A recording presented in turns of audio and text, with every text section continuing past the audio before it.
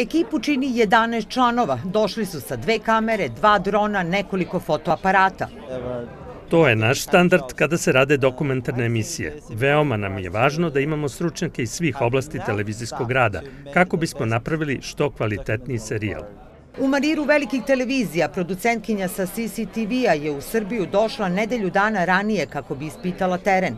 Pored Beograda obišla je još nekoliko lokaliteta u Srbiji i manastire. Ja nisam religiozna, ali veoma poštujem religiju. Obišla sam manastire Ravanicu i Studenicu. Freske su me oduševile. Dok sam ih posmatrala, razmišljala sam koliko su bili daroviti ljudi koji su ih naslikali pre više vekova.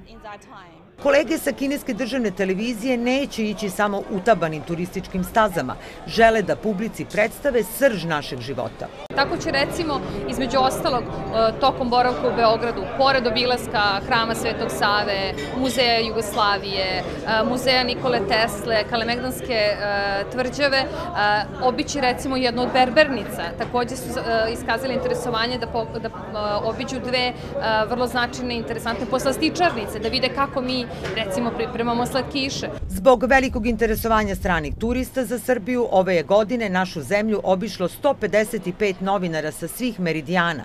Snimili su i napisali više od 2500 reportaža.